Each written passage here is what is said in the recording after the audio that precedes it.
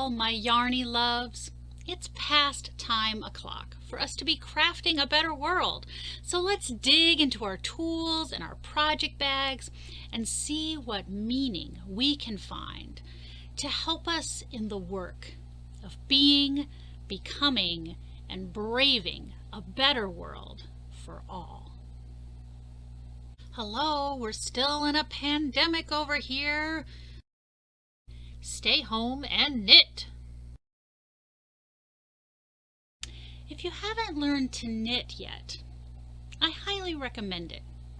It's great to have something to do with your hands while waiting somewhere, while watching something after you've gotten a bit more comfortable, while listening to a meaty podcast or an audiobook, while trying to stay awake during a Zoom anything. You can even keep the fact that you're knitting a secret or not.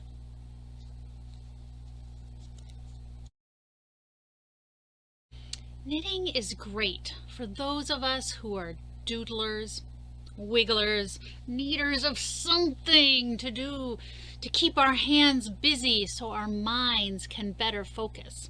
Knitting has also been proven to be good for our mental and physical health by experience as well as scientific studies.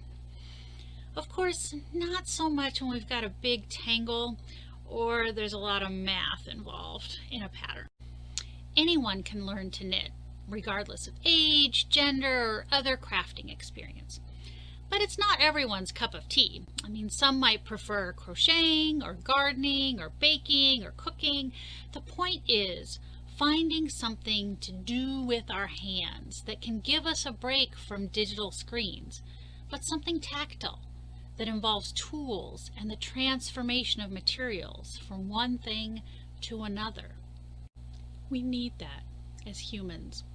We need that especially in times like this, when our whole world is in need of so much transformation. Having a small scale bit of transformation at our fingertips can help us imagine larger scale possibilities.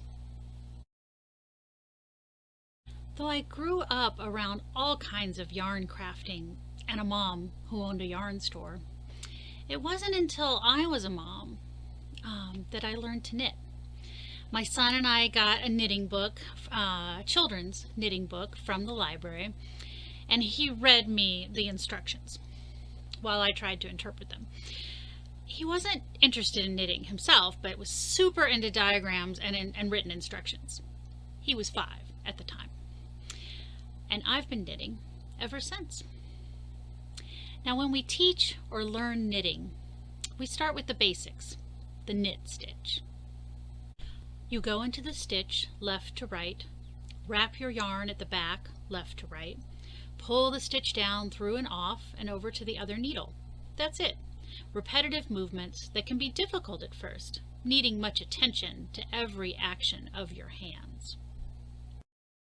New knitters can get really frustrated, understandably, thinking these actions alien and hard. Where do I put my hands? Where does the yarn go? But eventually everything does fall into place.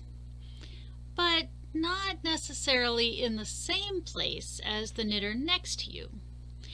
Now, there are those knitters that will say there is one right way to knit. They are wrong. LOL. No, really, they are. This is true for just about anything, right? Any craft, because we are all different and we do things differently.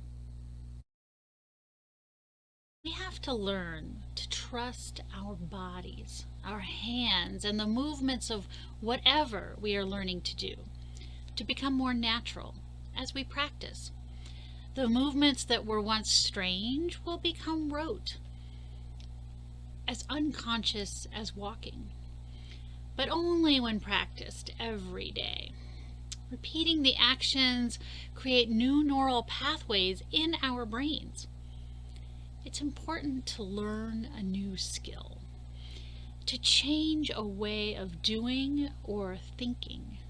to rethink how we do things, including systems that are definitely not working for everyone. It can be bumpy at first, but this too shall pass. New neural pathways in our collective brains will grow. We got this.